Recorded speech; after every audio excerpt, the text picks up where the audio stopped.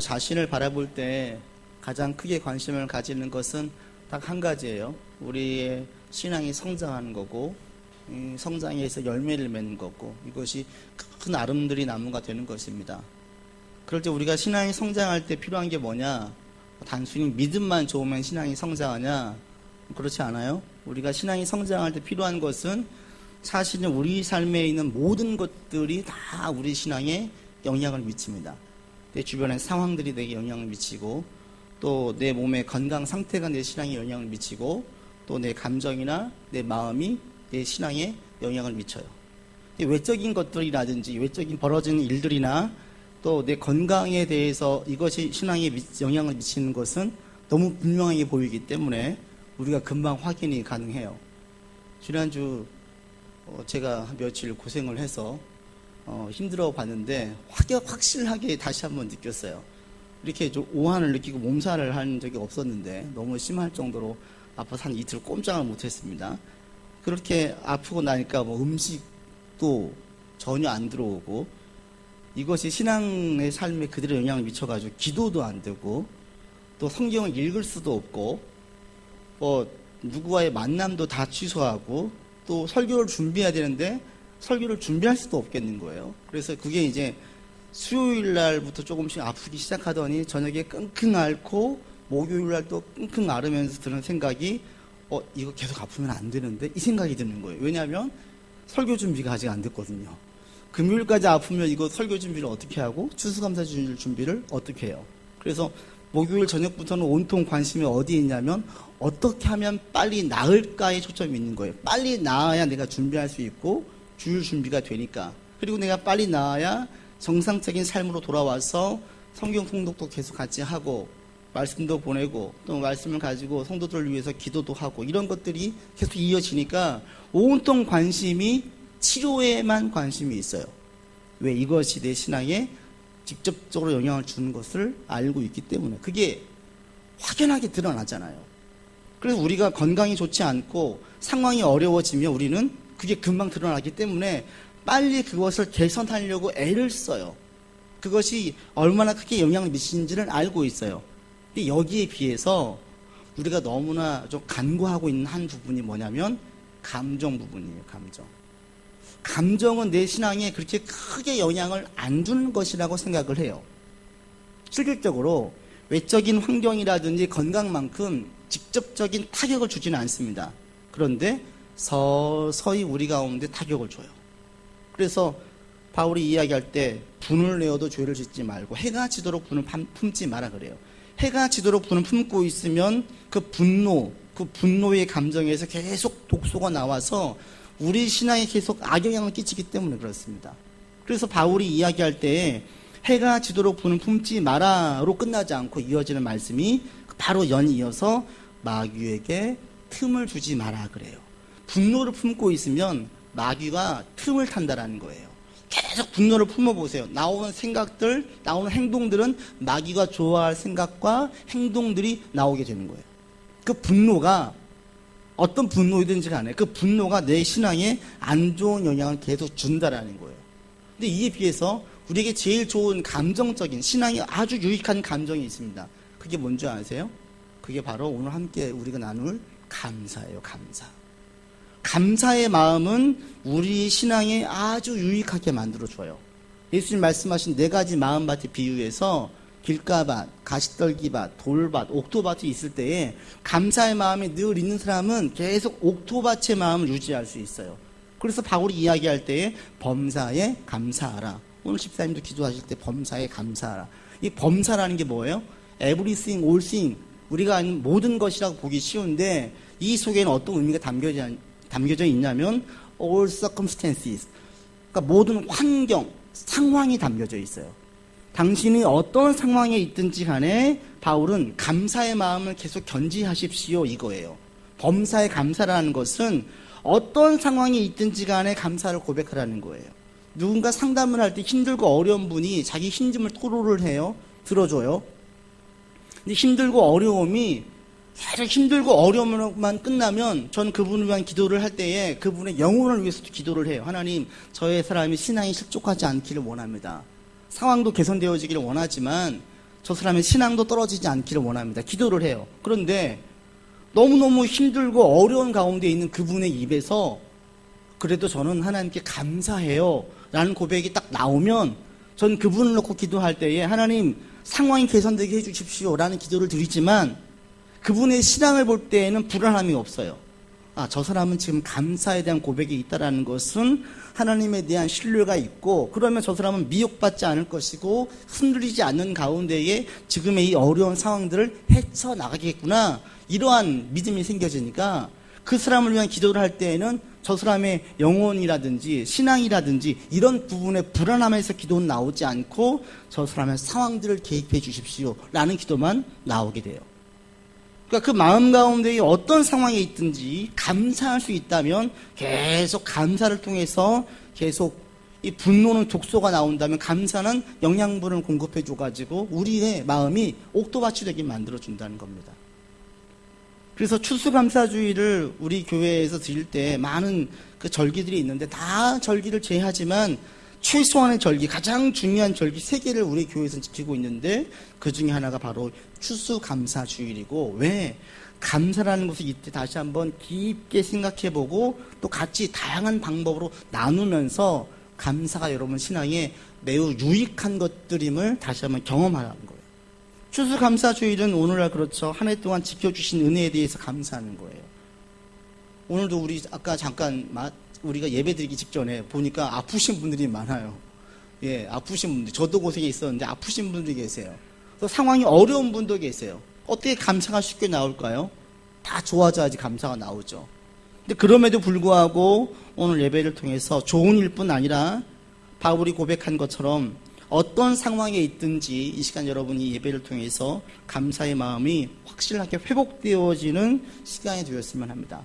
그리고 오늘 이 시편 읽었던 100편 말씀을 통해서 우리가 어떤 내용으로 감사가 회복되어야 되는지를 한번 나눌 수 있기를 원합니다.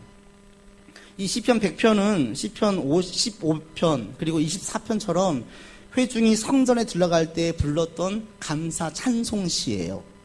여기는 1절로 3절까지는 회중이 성전 문 앞에서 부르는 감사의 찬양이고 4절과 5절은 궁정에 있던 성가대가 거기에서 찬양했던 시예요. 화답이죠. 1, 2, 3절은 회중이 불러대고 4절, 5절은 거기에 있는 성가대가 거기에 대한 답가로 하나님 높여드리는 거예요. 다 모두가 다 하나님께 대한 감사죠. 그럴 때 어떤 내용으로 감사하는지 여러분 한번 보십시오. 먼저 3절 봅시다. 회중이 어떤 노래로 감사하는지 3절 같이 읽겠습니다. 여호와가 우리 하나님이신 줄 너희는 알지어다. 그는 우리를 지으시니요 우리는 그의 것이니 그의 백성이요 그의 기르시는 양이로다. 가장 먼저 회중들이 감사하는 내용이 첫 번째는 뭐냐면 그는 우리를 지으신이라는 거예요. 하나님께서 우리를 지으신 분이라는 사실에 감사하고 있어요. 지었다는 게 뭐냐? 창세기 3장에 보면 하나님께서 인간을 하나님의 형상대로 지었습니다. 형상대로 지었다라는 게 뭘 얘기하냐면 우리말로 쉽게 하면 낳았다라는 거예요. 낳았다. 하나님이 우리를 낳았어요. 부모가 자녀를 낳으면 그 자녀 속에는 부모의 유전인자가 그대로 전해지듯이 하나님이 우리를 지을 때 하나님의 형상으로 지었다라는 것은 하나님의 속성이 인간에게 그대로 주셨음을 이야기해요. 하나님의 좋은 것들. 그 속성이 우리 안에 들어왔어요. 그리고 우리를 낳았다라는 거예요. 근데 이 낳음 자체가 우리에게는 감사라는 거예요. 저도 지난번에 그 고향에 다녀오면서 문득 그런 생각이 들었어요. 1년에 잘해봐야 2-3번 부모님을 뵀는데 뵙고 오면서 문득 드는 생각이 만약 부모님이 돌아가시고 나면 정말 형제들 만나긴 더 어렵겠구나. 그리고 고향에 갈 일은 더 없겠구나. 1년에 한 번도 가기 힘들겠구나 라는 생각을 했어요. 고향에는 동생 가족만 있어요. 누님도 거기에 안 살아요. 이제 갈 일이 없어지는 거죠.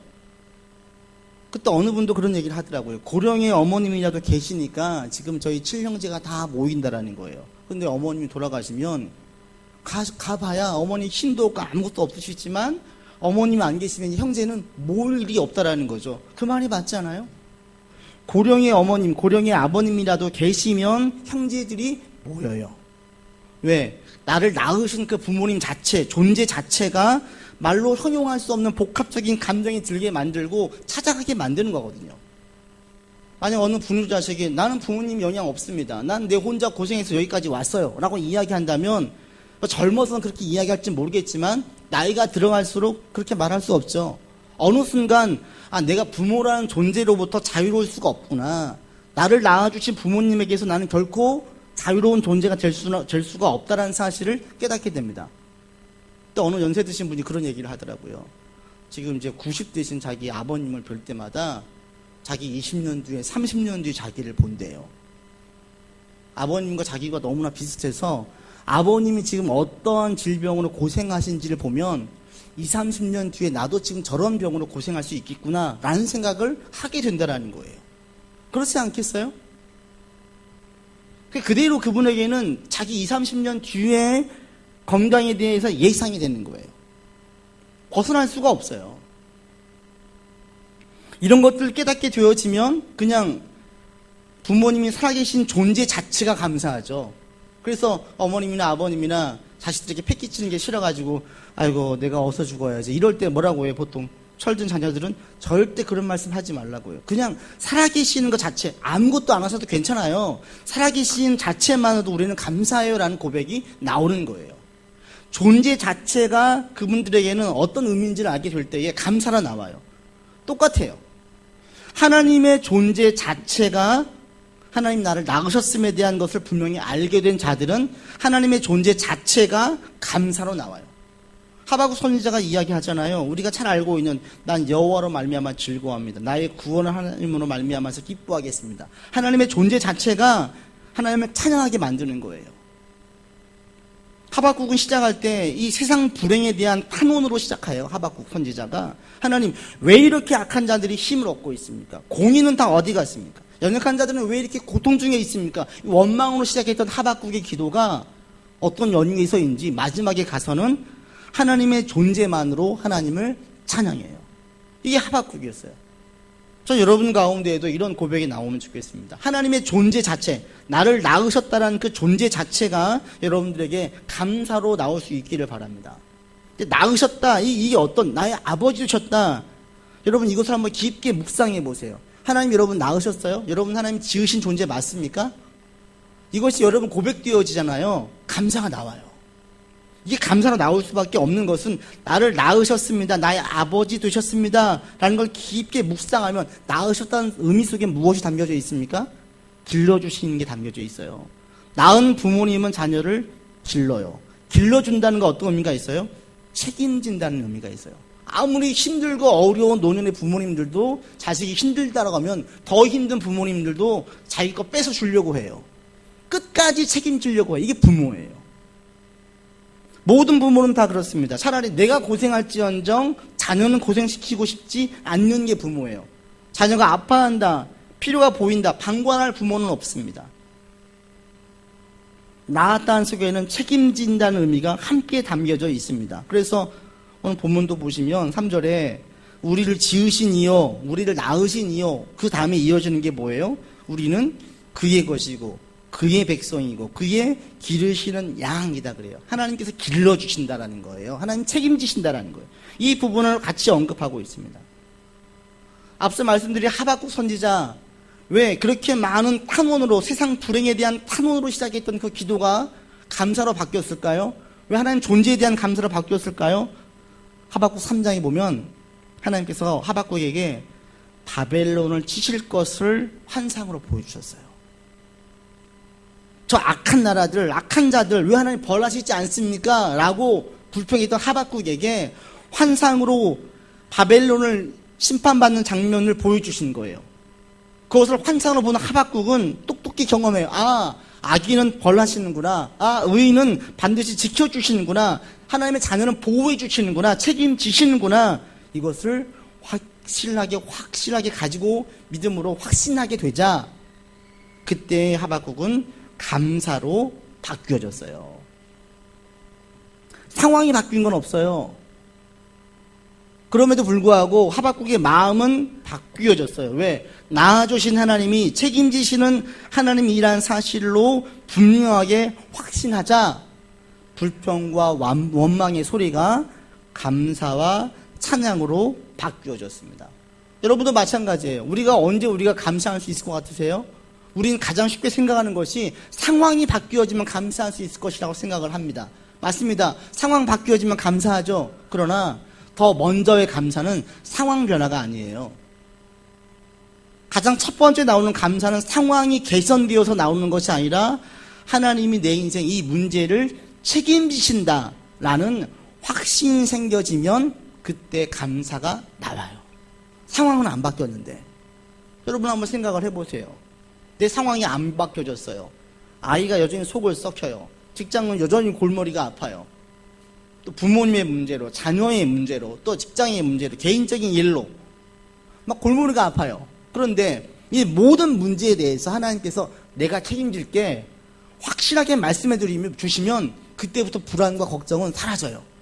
책임지실 거야. 그리고 거기서 이제 뭐가 샘솟냐면 감사가 샘솟는 거예요. 상황은 안 바뀌었는데. 그러면 나중에 그 감사에 대한 상황 변화를 보게 되어진다는 거죠. 만약 하나님께서 하박국처럼 여러분에게 환상으로 내가 너에게 5년 뒤의 일을 보여줄게. 환상을 보여주신다라고 생각을 해보세요. 네가 이런 지금 믿음 가운데 고생을 하고 있지. 5년 뒤를 보여주시고 10년 뒤를 보여주시고 20년 뒤를 보여주시고 100년 뒤, 200년 뒤의 일들을 보여주신다면 여러분들 입에서 더 이상 불평 안 나올걸요? 지금은 내 눈에 이렇게 힘든 현실이지만 믿음의 길을 걸어갈 때, 믿음의 사람들을 볼 때에 10년 뒤에, 20년 뒤에 하나님은 지금 침묵하고 계시는 것 같고 내 삶을 방관자로 계시는 것 같은데 방관자가 아니시구나.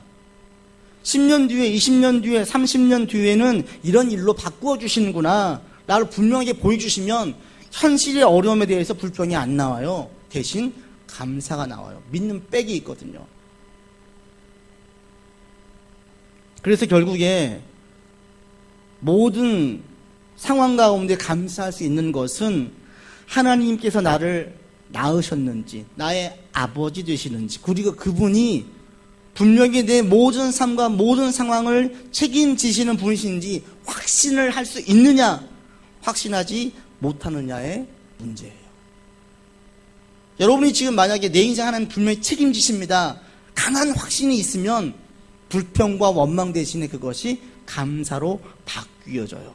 저절로 나도 모르는 사이에. 그런데 이것이 불안해지면 그때부터 감사는 사라져요. 그리고 의심이 불평으로, 힘듦이 누군가에 대한 원망으로, 남의 탓으로 바뀌어지기 시작해요. 마음에 쓴뿌리가 생기는 거죠.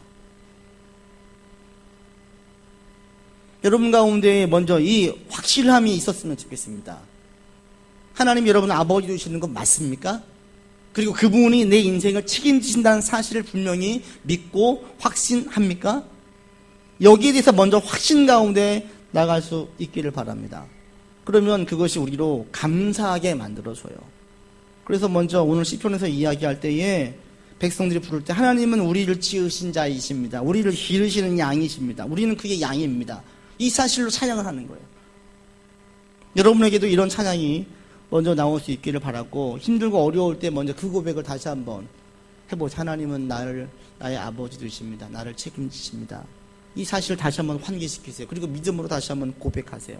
내 인생 하나님께서 끝까지 책임지실 것입니다. 분명하게 책임지실 것입니다. 이 고백이 여러분 가운데 확신으로, 믿음으로 고백되어지면 더 이상 상황 때문에 불평과 원망이 나오지 않게 되어집니다. 회중이 이런 노래로 찬양을 하자 4절에 성가대가 이렇게 화답 감사 찬양을 합니다. 4절 같이 읽어보겠습니다. 감사함으로 그의 문에 들어가며 찬송함으로 그의 궁정에 들어가서 그에게 감사하며 그의 이름을 송축할지어다. 무엇으로 감사와 찬양을 드립니까? 그 문에 들어가는 것 자체로, 그의 궁정에 들어가는 것 자체가 감사라는 거예요. 문, 궁정, 예루살렘 하나님의 존전이 있는 곳이에요. 하나님 계시는 곳이에요. 하나님의 궁정, 하나님께서 계신 그 궁정에 들어가는 것 자체가 감사라는 거예요. 여러분 청와대 아무나 들어가요? 아무나 못 들어가요. 그죠? 초청받지 못한 사람, 자격 없는 사람들은 들어갈 수가 없어요. 오늘날은 지금 우리나라가 이제 이 말이 현실 속 우습게 되어버려서 문제이지만 못 들어가요. 사실은 아무나. 엊그제는 아베가 트럼프를 만났다는 얘기가 빅 뉴스가 됐어요. 그래서 아베는 트럼프를 향해서 신뢰할 지도자라고 이야기하고, 트럼프는 거기에 또 화답해서 우리 우정이 시작되었다라고 이야기를 했어요. 이것이 주요 나라에서 전부 다 큰 이슈로, 빅뉴스로 다 보도가 되었어요. 왜 그렇습니까? 트럼프가 미국의 차기 대통령이기 때문에 그렇죠. 단순한 한 나라의 대통령이 아니라 온 나라에 영향을 끼칠 수 있는 힘을 가진 존재이기 때문에 그런 거예요. 그래서 그 사람을 만난다는 자체가 특권인 거예요. 그래서 일본이 아베가 대단해지는 것이고 남들보다 한 발 앞서 있는 나라로 이 얘기를 해요. 일시적인 권위를 부여받은 그 인간을 만나는 것도 대단하게 여겨가지고 온 나라에서 매스컴 보도하고 있는데, 트럼프의 견줄 비주 자체가 안 되시는 하나님을 만나는 이 자리에 나오는 자체는 여러분에게 어떤 자리예요? 어마어마한 자리인 거예요. 어마어마한 자리. 한번 생각을 해보세요. 여러분 예배를 들어올 때, 우리 교회 들어올 때 검문 안 하잖아요. 막 들어오셨죠? 밖에서 검문을 만약 한다라고 생각을 해보세요. 자, 여러분 학위 뭐 있으십니까? 최소 박사학위는 되어야 우리 교회 들어올 수 있습니다. 돈 얼마나 있으세요? 최소 100평은 사셔야 됩니다. 라든지, 자, 재산 얼마나 있으십니까? 라든지, 집안 배경 어떻습니까? 따져가지고 하이클래스 상위 5% 내에 들어와야지만 우리 교회 오실 수 있습니다. 딱 못을 박아보세요.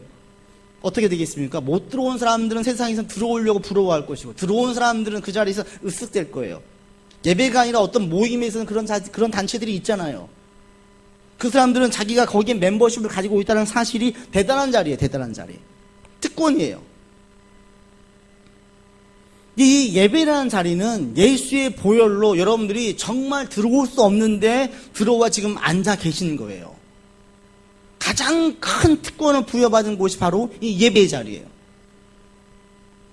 그래서 우리는 가장 큰 감사는 예배의 자리에 앉아있다는 사실 자체가 감사로 고백되어야 돼요. 아, 이건 진짜 어마어마한 자리이구나. 트럼프 만나는 건 비교가 안 되는 거구나. 하나님 만나는 자리인데요. 근데 우리는 그렇게 하지 않습니다. 왜? 너무 익숙해서. 너무 쉽게 가는 것 같아서. 이스라엘 백성들이 그랬습니다. 출애굽한 이후에 광야 가운데 늘 하나님 동행하셨습니다. 그들은 그 특별함을 익숙함 때문에 특별하지 않게 여겼어요. 그러자 불평이 나오기 시작했어요. 감사는 사라졌어요.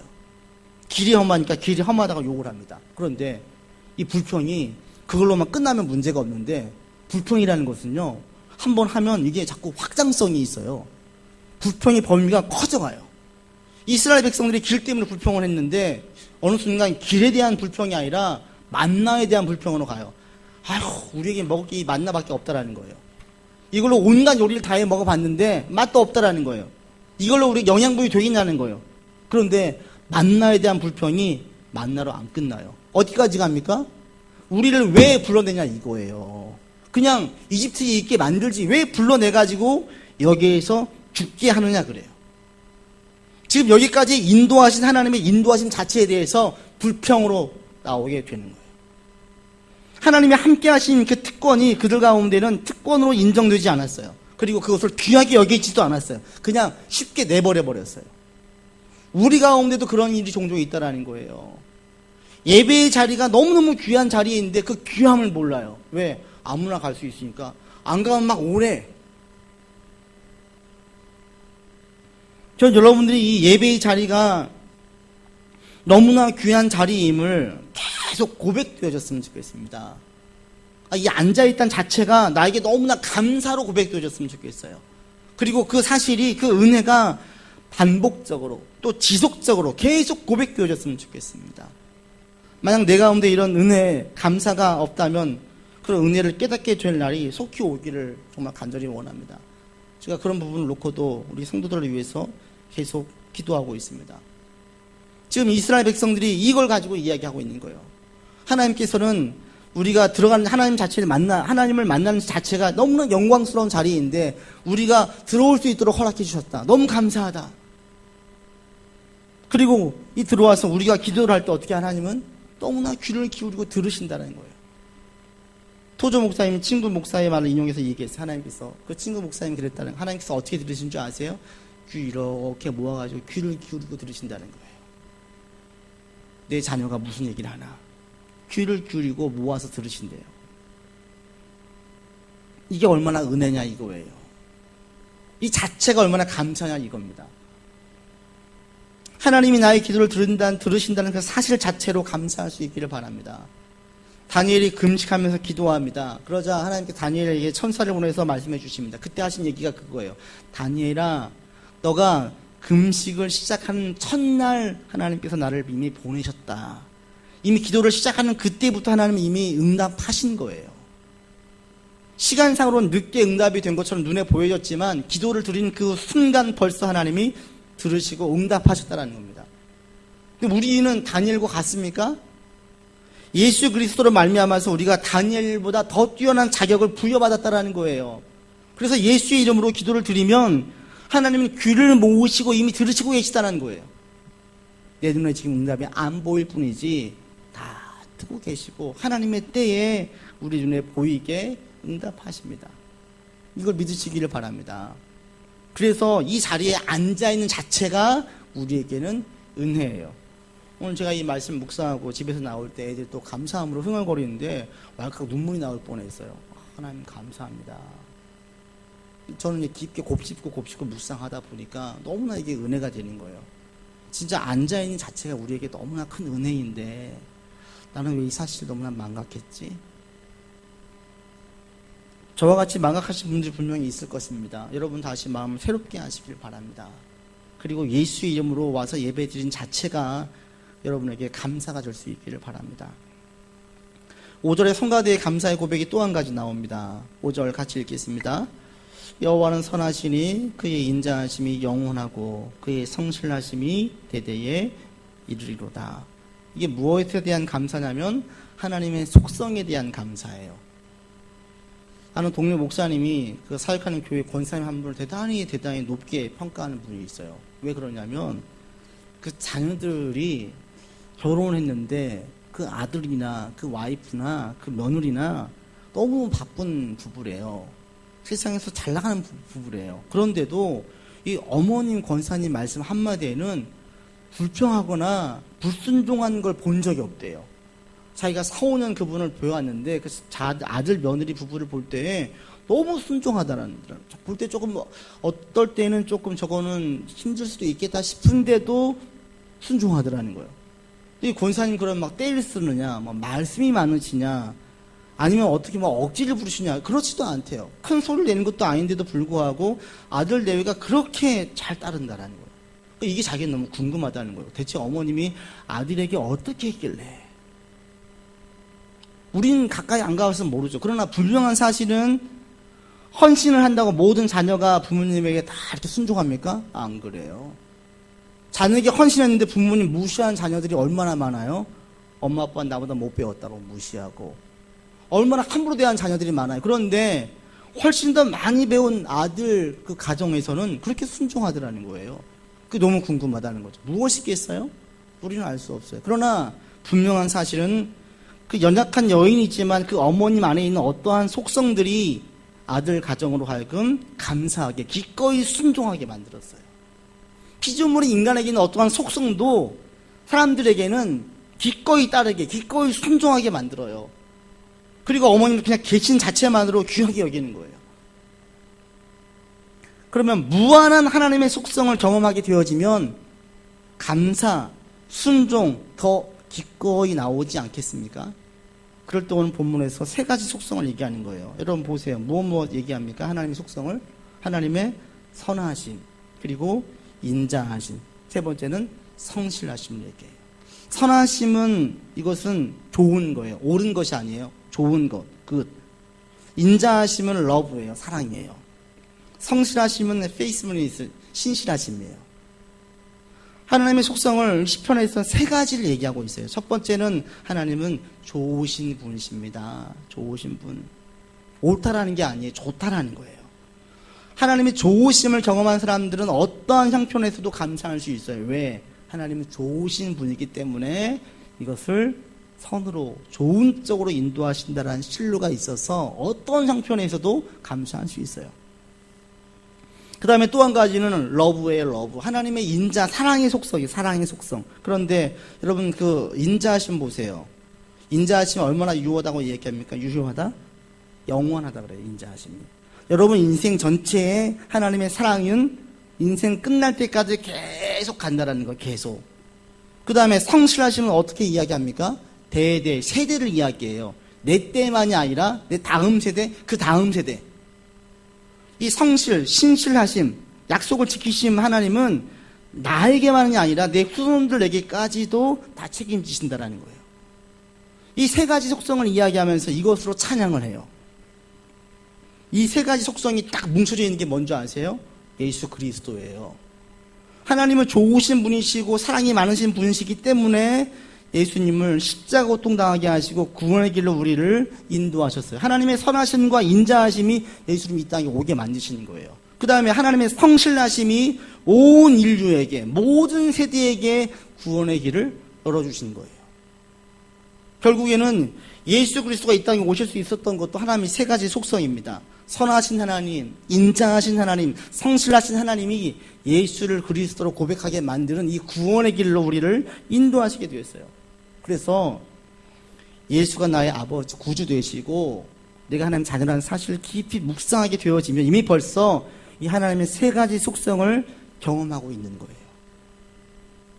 그러면 자연스럽게 이들처럼 감사가 나오게 됩니다.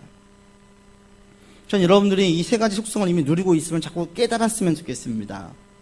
그리고 더 많이, 더 자주, 더 다양한 방법으로 하나님의 선하심, 인자하심, 성실하심을 경험했으면 좋겠습니다.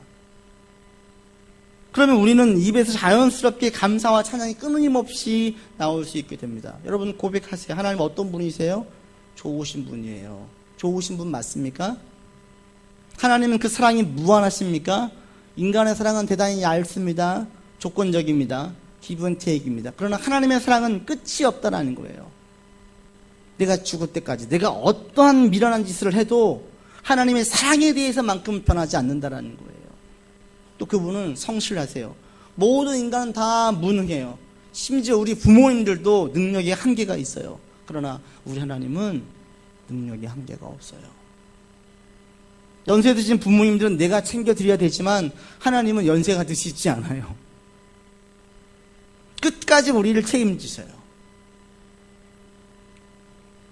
이런 하나님의 속성들에 대한 경험이 여러분 가운데 있기를 바라고요. 이것들이 여러분으로 하여금 감사의 고백으로 나올 수 있기를 바랍니다. 그래서 모든 상황 속에서 하나님께 감사하고 찬양을 드리는 저와 여러분 되기를 주 이름으로 권면을 드립니다.